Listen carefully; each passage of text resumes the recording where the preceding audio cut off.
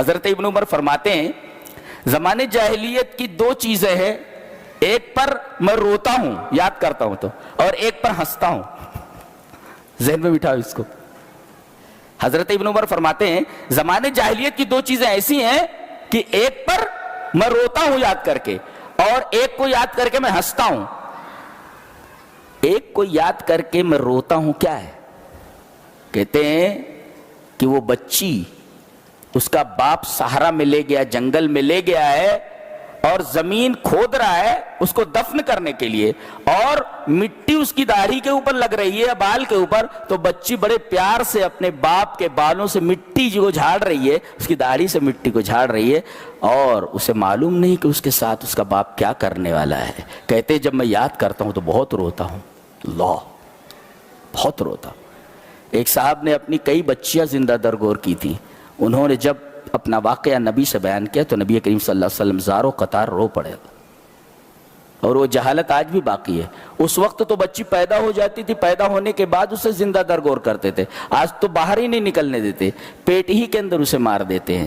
تو اس زندہ درگور کی ہوئی لڑکی کو اللہ تبارک و تعالیٰ اپنے حضور کھڑا کریں گے اور پوچھیں گے وَإِذَا الْمَوْعُودَةُ سُئِلَتْ بِأَيِّ ذَنبٍ قُتِلَتْ، تجھے کس خطا میں تجھے کس گناہ میں قتل کیا گیا تھا. اللہ بتاؤ. رب تعالیٰ اگر براہ راست بچی سے بات کر رہے ہوں تو اللہ کا رحم دیکھیے، اللہ کا انصاف دیکھیے. پھر ظالم کا کیا ہونے والا ہے، اس باپ کا کیا ہونے والا ہے، اندازہ لگائیے آپ. رب تعالیٰ خود اپنی بارگاہ میں اس بچی کو کھڑا کر رہے ہیں. اور دوسری چیز جس پر میں ہنستا ہوں کہ میں کھجور کا معبود بناتا ہوں. کھجور اس کا حلوہ بھی بنتا ہے نا، تو کھجور کا میں معبود بناتا ہوں کہ یہ میرا معبود ہے. آج مٹی سے بنا رہے، پتھر سے بنا رہے، تو کھجور سے میں معبود بناتا ہوں. اور رات میں اپنے سرہانے رکھ دیتا ہوں کہ تم معبود ہے، رات بھر میری حفاظت کرنا.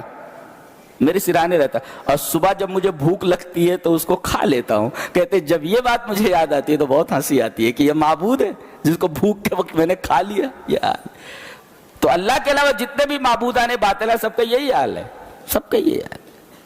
سب کھا رہے، کھلا کوئی نہیں رہا.